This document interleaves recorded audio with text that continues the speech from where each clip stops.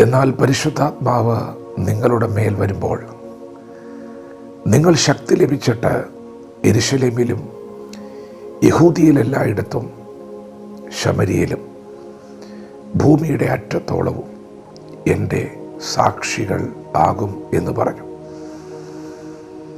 ദൈവത്തിൻ്റെ മാറ്റമില്ലാത്ത വചനം ശ്രദ്ധിക്കുന്ന പ്രിയപ്പെട്ടവരെ, യേശു പറഞ്ഞു, എന്നെ പിരിഞ്ഞ് നിങ്ങൾക്കൊന്നും ചെയ്യുവാൻ കഴിയുകയില്ല. ദൈവത്തിനു വേണ്ടി പ്രയോജനപ്പെടണം എന്നൊരാഗ്രഹം നിങ്ങൾക്കുണ്ടെങ്കിൽ നിങ്ങൾ പരിശുദ്ധാത്മാവിനായി കാത്തിരിക്കണം. പരിശുദ്ധാത്മാവിൻ്റെ ശക്തി പ്രാപിക്കണം.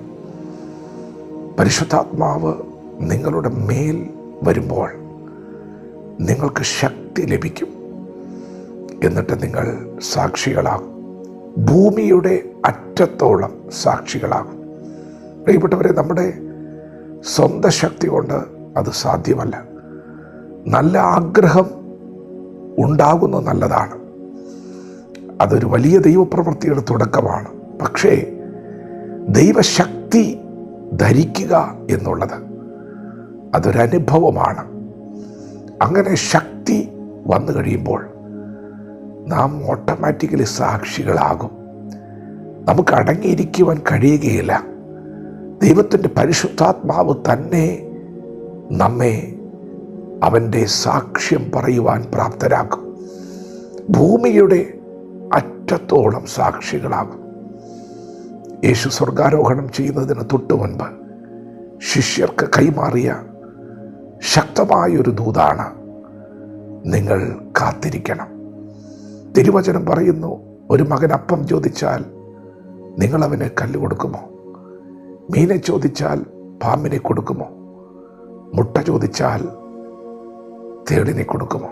ദോഷികളായ നിങ്ങൾ നിങ്ങളുടെ മക്കൾക്ക് നല്ല ദാനങ്ങളെ കൊടുക്കുവാൻ അറിയുന്നുവെങ്കിൽ സ്വർഗസ്ഥനായ നിങ്ങളുടെ പിതാവ് തന്നോട് യാചിക്കുന്നവർക്ക് എത്ര അധികം പരിശുദ്ധാത്മാവിനെ നൽകും.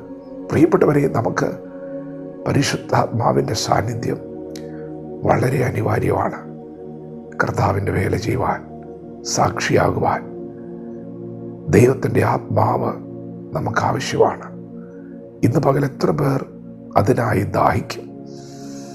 യേശുവിനെ രക്ഷകനും കർത്താവുമായി സ്വീകരിച്ചവരാണ് ശിഷ്യന്മാർ. അവരുടെ അകത്ത് ആത്മാവിൻ്റെ പ്രവർത്തനമുണ്ട്. അവരുടെ അകത്ത് ആത്മാവുണ്ട്. എന്നാൽ ഭൂമിയുടെ അറ്റത്തോളം സാക്ഷിയാകുവാൻ അവർക്ക് പരിശുദ്ധാത്മാവിൻ്റെ ശക്തി ആവശ്യമായിരുന്നു. പരിശുദ്ധാത്മാവ് ഇന്ന് പകൽ നമ്മോടും പറയുന്ന ആലോചന അതാണ്. നിങ്ങൾ യേശുവിനെ രക്ഷകനും കർത്താവായി സ്വീകരിച്ച വ്യക്തിയാണെങ്കിൽ നിങ്ങളുടെ അകത്ത് പരിശുദ്ധാത്മാവുണ്ട്. എന്നാൽ ഈ ദിവസങ്ങളിൽ നിങ്ങൾ പ്രാർത്ഥനയിൽ കാത്തിരുന്ന് പരിശുദ്ധാത്മാവിൻ്റെ ശക്തി പ്രാപിക്കണം. ശക്തി പ്രാപിച്ചു കഴിയുമ്പോൾ നിങ്ങൾ സാക്ഷികളാകും. കൊടിയ കാറ്റടിക്കുന്നത് പോലെ മർക്കോസിൻ്റെ മാളിക മുറിയിൽ പരിശുദ്ധാത്മാവ് കാത്തിരുന്നവരുടെ മേൽ വന്നു, അവരുടെ മേൽ പതിഞ്ഞു. അവരുടെ മേൽ എന്നാണ് എഴുതിയിരിക്കുന്നത്. എന്ന് പറഞ്ഞാൽ അത് ഒരു തൊട്ടറിയുന്ന അനുഭവമാണ്. ശരീരത്തെ പോലും ചലിപ്പിക്കുന്ന ഒരു ദൈവശക്തിയാണ്. എന്തെങ്കിലും ഒരു തോന്നലിനേക്കാൾ അപ്പുറമായി പ്രകടമായ ദൈവശക്തിയുടെ അനുഭവമാണ്. ഇന്ന് പകൽക്കാലം അങ്ങനെ ഒരു അനുഭവത്തിലേക്ക് പരിശുദ്ധാത്മാവ് നിങ്ങളെ നയിക്കട്ടെ. നിങ്ങളുടെ നല്ല ആഗ്രഹങ്ങളെ ദൈവം സാധിപ്പിക്കട്ടെ. യേശുവിൻ്റെ സാക്ഷിയാകുവാൻ, ഭൂമിയുടെ അറ്റത്തോളം കടന്നു പോകുവാൻ ദൈവം നിങ്ങൾ കൃപ നൽകട്ടെ. വചനത്തോട് പ്രതികരിക്കാം. ദൈവം നമ്മെ ഓരോരുത്തരും ഈ പകൽ അനുഗ്രഹിക്കുമാറാകട്ടെ. ആമേൻ.